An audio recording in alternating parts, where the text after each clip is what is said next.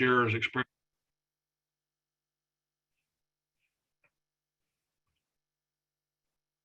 Unmute yourself, Roy.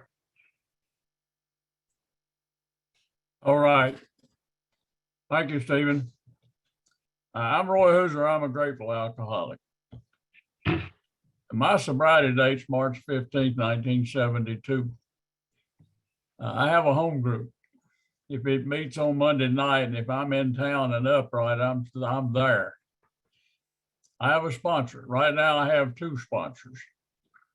The last 17 years, my sponsor has been Tom I down at Aberdeen. Tom has Alzheimer's. He's in a nursing home. Last February, Tom had 64 years of sobriety, but he doesn't know it. And because Tom's in the condition he's in, I got George E. from Myrtle Beach about 3 or 4 years ago. George has picked up 55 years this past October. Sponsors have been a vital part of my recovery. I am who I am and what I am because of the influence of the sponsors I've had in my life. Men who directed my thinking and guided my life, molded my character, told me where to sit, what to wear, and what to say and what not to say. I'm sponsored. I've been sponsored by some of the best people in the world. My first sponsor was a guy named Joe Brinson. Joe's a guy that showed me how to apply the principles of this program to my life. He was a guy that taught me that the steps of this program would change my life. I was sober 18 months when Joe dropped dead, but the man left me a legacy. Today, when the wind starts blowing and the sky gets dark and I don't know what to do and I can't find my sponsor, all I would have to do is ask myself, what would Joe do? And if I'll do that, the answer comes and the sun comes back out and the wind quits blowing and I can once more live comfortable in a world in which I still don't fit. After Joe died, I got a guy named Rupert Robinson. Rupert was a full-time AA sponsor. That's all he did. He had some rental property, it didn't work. He sponsored a lot of guys. We called him and went by to see him every day. And Rube sat in that black recliner and talked to Alcoholics Anonymous all day long and made 12-step calls just about every night. We didn't think anything at all about it when Rube would call us at 2 o'clock in the morning and say, pick me up in 30 minutes, we got to go see a drunk. What I learned from Rupert was the joy that comes from helping somebody else get sober. After Roop got sick and was dying, and I didn't tell him, but I went up and got Bryant Bivens for a sponsor. Bryant was my sponsor for over 20 years. Bryant's sobriety date was a Christmas Day, 1960. And if there's one man that molded my character, it was Bryant Bivens. Bryant said, I must continue to change. He said, it doesn't matter how old you are, how long you've been sober. You must continue to change if you want to continue to receive the fruits of this fellowship. Now, my history, my own personal experience has proven to me that every time I made a change in my life and gave up the old ideas, my life was infinitely better than it was before. So I embrace change. I look for ways to change. A couple of years ago, I got a call from a friend of mine. And he asked me if I wanted to join a group of guys that share our 10th step every night. And I jumped at the chance. There are 8 of us. One of the guys is in Arizona, one's in Missouri, 3 of the guys in Texas, 2 are in Tennessee, and I'm in North Carolina. And every night before I go to bed, I'll review my day. And I ask myself, have I been selfish? Have I been dishonest? Have I had resentments or fears? Have I done something that required an amend? And did I make it immediately, as the book said? If not, is it on the agenda for first thing in the morning? And I put all this into a text, good and bad, and I send it to 7 other men. And they send me theirs. And it has amazed me what I've learned from reading how 7 other men lived their day. But more important, it's kept me acutely aware throughout the day of my behavior and my actions. Because tonight I've got to be responsible and accountable to 7 other men. It's been a remarkable journey. I wouldn't trade it. And once Bryant died, I got Tom as a sponsor. Tom I is the most inspirational human being I've ever met in my life. I could have lunch with him and we don't talk about anything, and I'm inspired for a week to be a better person. He's known all over this country. He's loved all over this country, and it makes no difference where I go. When people find out that Tom's from North Carolina, they ask me if I know Tom. And when I tell them I do, they begin to tell me how he changed their life. And traveling with him is a chore. It takes an hour to cross a hotel lobby because people are stopping him, thanking him for what he's done for them. Some of them he don't even know. Some people get sober and change their life listening to his tapes. You don't even know him. A remarkable human being. Because Tom's in the condition he's in, I got George down at Myrtle Beach. And George and I have known each other for 45 years. We were both sponsored by Bryant for a long time. And George knows all my secrets. About 2 years ago, I had a thing that was keeping me awake at night, and I couldn't find the answer. And I called George and I said, I'm coming down. And I went to Myrtle Beach. George met me. We had lunch, and he gave me a couple of suggestions after I told him what it was driving me crazy. And on the way home that day, I thought to myself, as brilliant as I am, I wonder why I didn't think about that. But I put those things to work in my life, and 2 years later, I can hardly remember what it was keeping me awake at night. Sponsors have been still working in my life. I had my first drink when I was 16 years old, sitting in a car with 2 friends. Both of these guys ordered Miller High Life, and so I ordered a Miller High Life. And the reason I ordered a Miller High Life, I didn't know any other brands. I came from a family that didn't drink. They told us it was bad, and I knew absolutely nothing about drinking. I sat there in that car that night and drank that beer with those guys, and 2 things happened to me. One, for the first time in my life, I felt a part of. I'd been a square peg in a round hole all my life, and that night I felt whole. And the second thing that happened to me was that I discovered that alcohol was my solution. It was a solution to all the things that were wrong with me. That's been over 65 years since I drank that beer. I still remember those feelings. I can almost remember what that beer tastes like. What I can't remember is who the other 2 guys were. I think I know, but I'm not sure of that.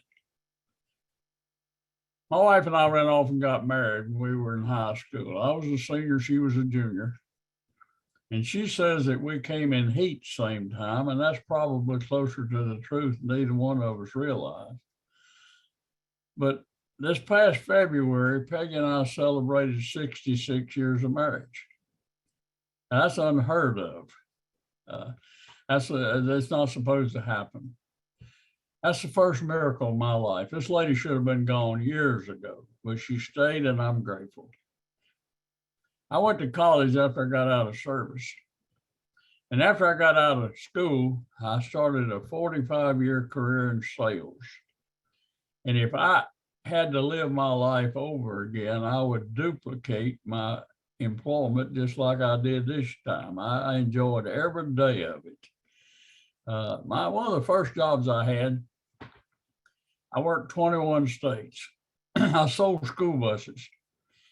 And I left every Monday morning early, and I came home late Friday night, unless I happened to be on the West Coast. And sometimes I'd stay out over the weekend, and I'd sometimes be gone 2 or 3 weeks at a time. And it was in the 60s, and the 60s was a drinking society. It was a time of the 3 martini lunches and and the happy hour that started at 4 and lasted till 7. And I not only became a daily drinker, I became an all-day daily drinker. I drank from the time I got up till the time I went to bed. And every Friday night when I came home, I was drunk. And the weekends were always problems, always trouble. And every Monday morning on the way to the airport, I would promise myself that this week I'm not going to drink. I'm going to stay sober this week. I'm going to come home Friday night. I'm going to be sober. I'm going to stay sober over the weekend. I'm not going to do what I did this past weekend. I'm going to be a husband and a father and a friend and a neighbor. And I meant it. It's what I wanted to do. I remember sitting in an airplane seat at 7:30 in the morning, looking at 2 drinks on the tray in front of me and realizing for the first time in my life that I could not drink. I was 30 years old and I was hooked. I had spent the previous hour promising myself that I wouldn't drink this week. And I realized that I couldn't even keep a promise to myself. And the next emotion that comes by is, what the hell's the use? And the cycle would start again. One of the first things I related to in the book Alcoholics Anonymous was that passage that said we were on a merry-go-round and couldn't get off. When I read that, I knew exactly what a merry-go-round was, and I knew what it meant to not be able to get off. In 1968, a competitor, a vice president of a competitive company, who knew my management and sales skills, but didn't know anything at all about my drinking, said, "Roy, what would it take to get you to go to work for us?" And I named a figure and he hired me. And I changed companies. Now, this company was a bus manufacturer, and they had a plant in Arkansas and they had a plant in Texas. They were building an assembly plant in Pennsylvania. And they hired me to be sales manager at the Pennsylvania operation, responsible for the sales in the Northeast.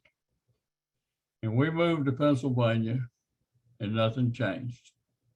Drunk all the time, creating problems. I embarrassed myself, my wife, my family, my friends, my neighbors. Nothing changed. And one of the first people I met was a distributor of ours down in Washington, Pennsylvania. The general manager was a guy named Ned Hunter. And I went down and spent the morning with him. We went to lunch and the girl said, "What do you guys have to drink?" And I said, "I'll have a martini." And he said, "I'll have an iced tea." And I thought to myself, here's a guy that don't drink at lunch. I had ceased associating with anybody that didn't drink at breakfast. But I figured probably he just didn't drink when he was working. On subsequent trips, he never took a drink. And down there one day, and I said, "Ned, there's a big convention over in Philadelphia this weekend, and I'm going down a day early and set up a hospitality suite." And Ned said, "You want me to go along and tend bar?" And I said, "Sure."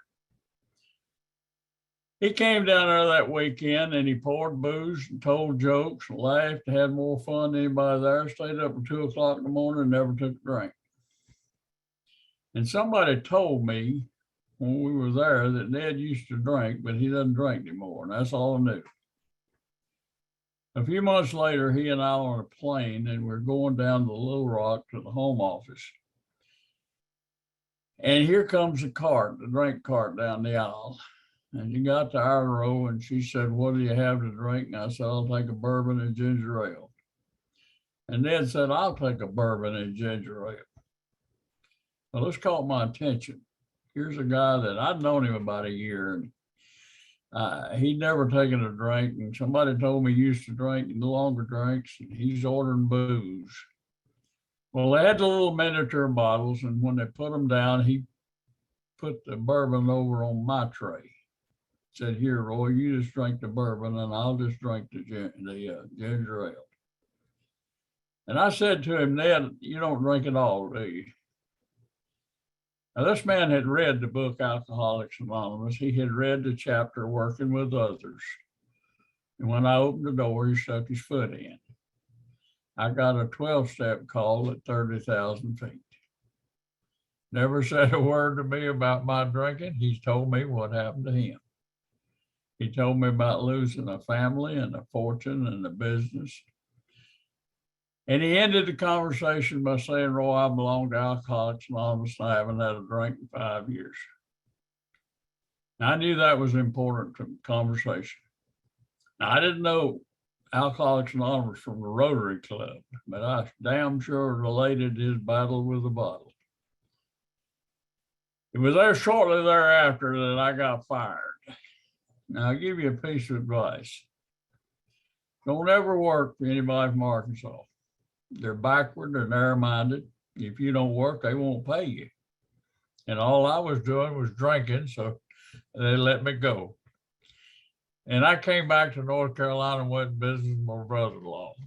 Now, this little small company, and it would hardly support one family, and it wouldn't support two. I didn't stay long.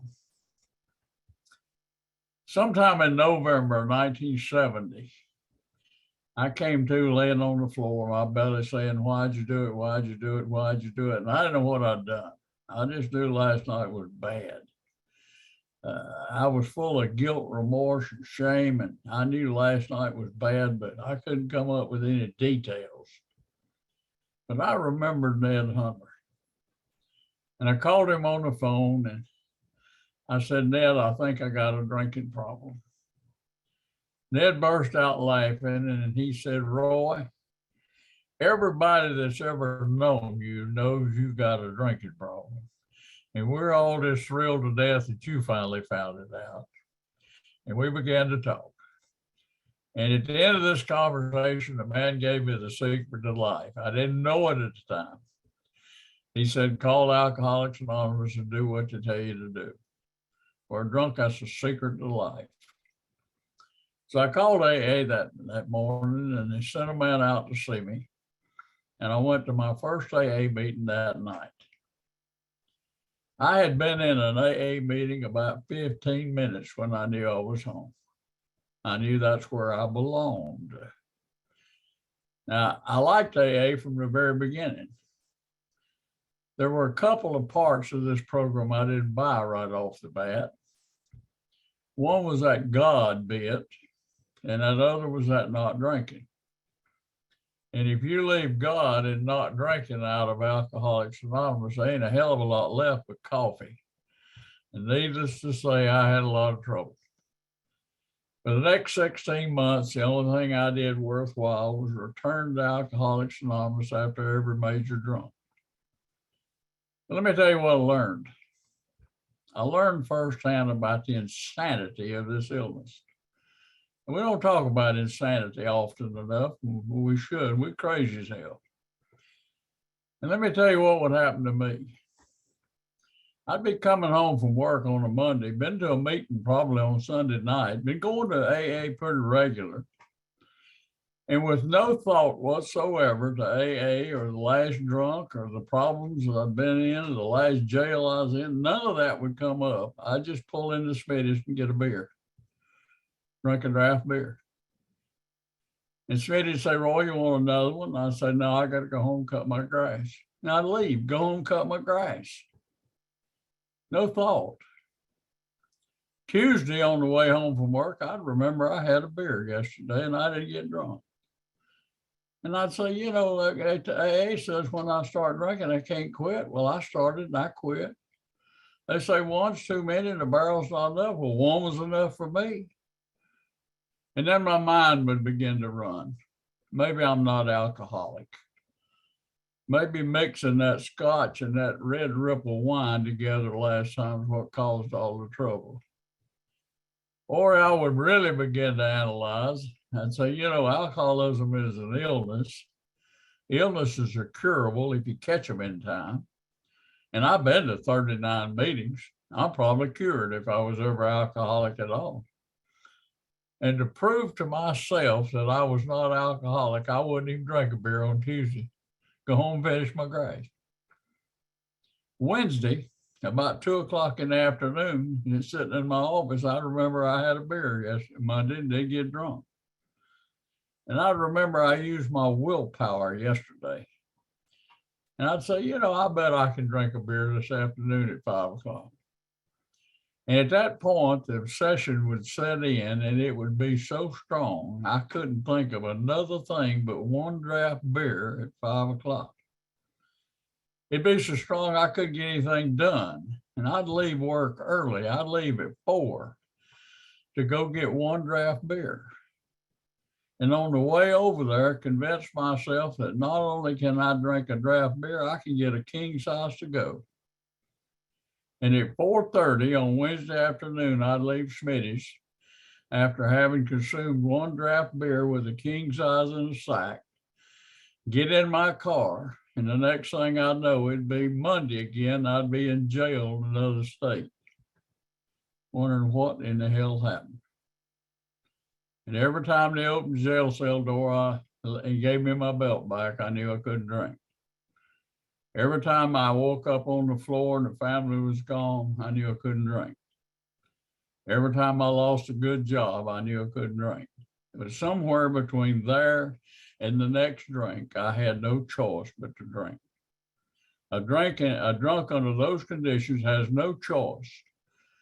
Our book says it better than anything I could come up with. No human power can relieve our alcoholism. God could and would if he was sought. And fortunately or unfortunately, depending on which side of the street you're on, that's the only answer.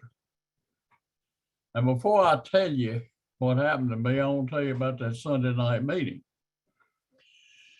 I was palling around with a bunch of guys in their age just like me. We sort of taking turns getting drunk. And we got tired of going to that group over there where they were working the steps and paying their bills and telling the truth. And we decided we'd start our own group. And we did it on a Sunday night. And we started at Episcopal Church. And I wasn't there the first week, I was drunk. But the second week I was there, the church put us in the nursery and the place smelled like wet diapers. And we just stayed there 2 weeks and moved over to the Presbyterian church. Today, that's a good group. It's still going. This is in the fall of 71. And that group is still going. It's a strong group. But we went there one night and somebody over the other group had a birthday. And somebody said, who's got the most sobriety here? And we counted up and there were 9 of us at that meeting that night. And we had 11 days between us. And I think the next night we were all drunk. I want to tell you about that group. There was a gal in that group named Darlene. I haven't seen her in 40 years. I don't know if Darlene's alive or dead, drunk or sober. I don't know. But Joe Mickey was in that group that night, and Joe died drunk. And Carol Martin was there that night, and he died drunk. And a guy named E.T. Lewis was there that night, and he died drunk. And a drunk by the name of Les was there that night, and he died drunk. Walt Wheeler stayed sober over 20 years and died sober. His brother Paul stayed sober over 25 years and died sober. Ken Campbell stayed sober 33 years and died sober. And I'm still here. Thank God AA works for losers. We all should have been dead years ago. On March 15, 1972, I came to laying on the floor, my belly saying, why'd you do it? Why'd you do it again? And I knew what I'd done last night, and I didn't want to think about it. I said I didn't believe in God. I've come to believe that there might be a few people who don't believe in God. I think most of us are just mad at God. I think we've been disillusioned by religion, discovered the hypocrisy in some of the churches, or been abused by some priest, or something has happened in our life that disillusioned us. And it's easy to say we don't believe in God, but I don't think that's true, because our book says deep down in every man, woman, and child is a fundamental idea of God. And if I believe that, which I do, then I cannot deny the existence of God. But I came to that morning and I didn't think I believed in God, but I had run out of everybody and everything. I was 35 years old. My life was over. Everything I had was gone. I was unemployed. I was unemployable. My wife was talking to a divorce attorney. My old kids were ashamed of me, and I couldn't think of a single person that I could call on for help. And I cried out to this God that I didn't think I believed in. God, if there's a God, I need help. And in the next few minutes, everything about me changed. My life changed. My personality changed. Everything about me changed.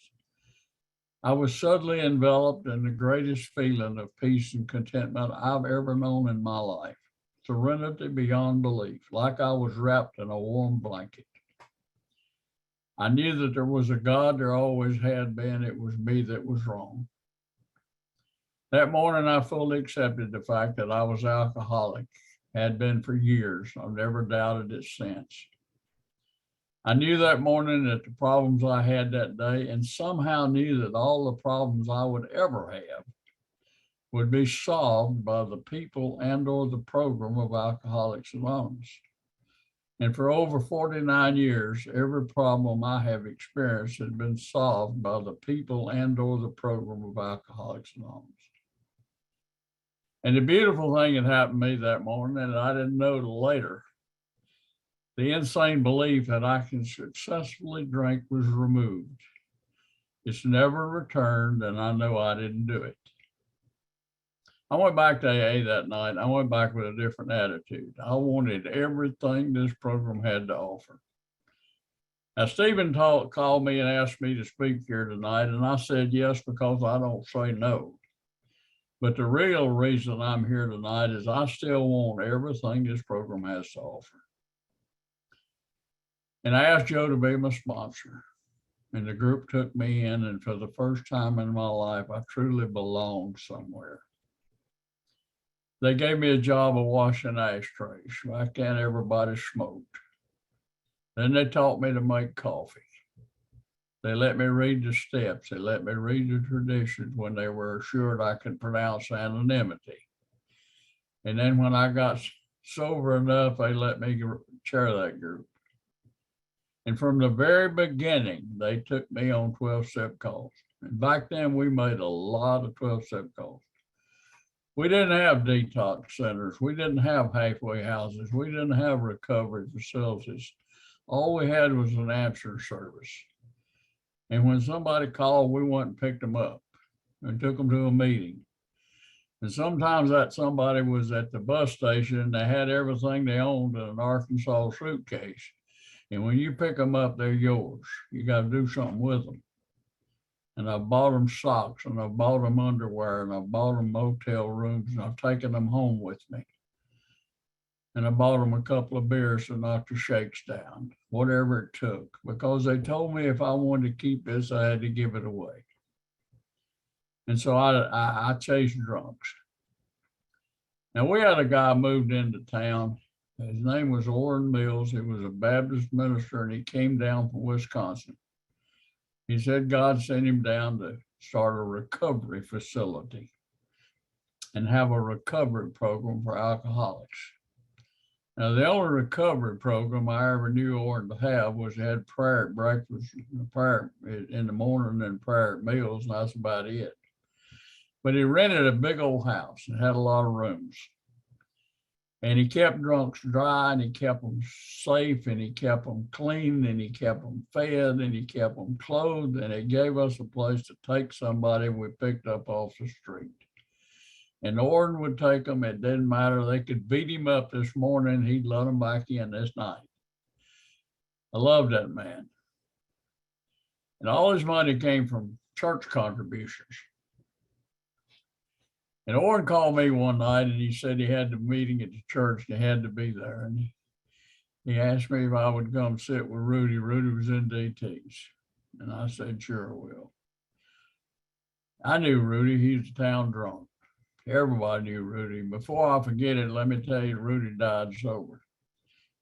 But I went in there and sat down with him, and he was seeing snakes or rats or something. I don't know what he was seeing. He laid in a bed and he covered with a blanket. And every now and then he'd point somewhere and scream. And so I got a chair and a fly swatter, and I sat down beside his bed. And every time he'd point out something he was seeing, I'd take that fly swatter and hit wherever he was pointing, and whatever he was seeing would go away. And I sat there all night, beat the boogers off Rudy. And somewhere in the wee hours of the morning, it became important to me that Rudy get well. I was no longer there for my sobriety. I was there to help somebody else get well. First time in my life I ever cared more for somebody else than I did for myself. Since that time, I've never gone out to help a drunk for my sobriety. I've got my sobriety. I'm sincerely interested in yours. Life's been good to me. After I'd been sober about 18 months, I decided I wanted to go back on the road selling, and I'd been in the bus business, and so I thought I'd get back in the school business. So I went up to Atlantic City to a big convention, and nothing happened. And man, I finally got to a guy who told me the truth. He said, "Roy, your behavior and your drinking has completely ruined your reputation in this industry. Why don't you find somewhere else? I think you'd be more successful in another industry." And hurt my feelings, made me mad. But on the way home, I realized the man was right. And the beautiful part about it is history has proven it's the biggest favor anybody could have done me, because I got into the furniture industry and I stayed in it the rest of my working career. I worked with one guy for 5 years, and then I went to work. He took a chance on me, gave me a job when nobody else would.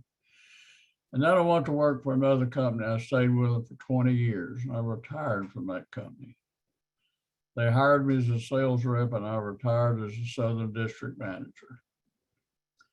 I could have stayed, but they sold the company, and I knew the people bought it, and I wouldn't work for them. But I retired because they had a 20-year retirement program. I was 62. I started my own manufacturer's rep business, and I ran it for 18 more years. 4 years ago, I was 80 years old, and I decided that my business was interfering with my golf game, so I just closed my business. It made more sense, and I quit working very much anyway. But life's been good to me. Alcoholics Anonymous gave me back everything that I threw away and destroyed before I came in this program, and more. I've been invited to speak all over the country and Canada. I've met thousands of people. As the book says, I have a host of friends. But life has a way of raining on our parade. And I've had some dark days. Everything hadn't been up good all the time. I've had some dark days. In 1958, I was in the military, and I was stationed in Europe. And that same year, Lebanon had a civil uprising. And the Lebanese government petitioned or appealed to the United States for assistance. And Eisenhower sent the military in. I was in Beirut in 1958. It was bloody. When I got out of service, every now and then I'd have a nightmare hearing gunfire, but nothing traumatic. It didn't happen that often. When I came into AA and made my 4th and 5th step inventory, I didn't put my combat experience down because I couldn't talk about it. I didn't want to think about it. And a few years later, the nightmares came back, and they came back with a vengeance. And I'd wake up at night hearing gunfire and smelling gunpowder and smelling blood and seeing the faces of the people that I'd killed. And I was terrified. But I couldn't tell anybody what was happening. Some nights I'd get an hour's sleep. Some nights I wouldn't get any sleep. But the faces were with me day and morning, noon, and night. I couldn't make them go away. I like to drove my poor wife crazy, but I couldn't tell her what was happening. Bryant Bivens sat me down in a chair and dared me to get up until I told him what was eating my lunch. And for the first time in 30 years, I was able to tell somebody what I did and what we did and what I saw. And we started working on fears. And the man pulled fears out of me like pulling weeds out of a garden. It took us almost a year to work through all that. And I was finally able to come to terms.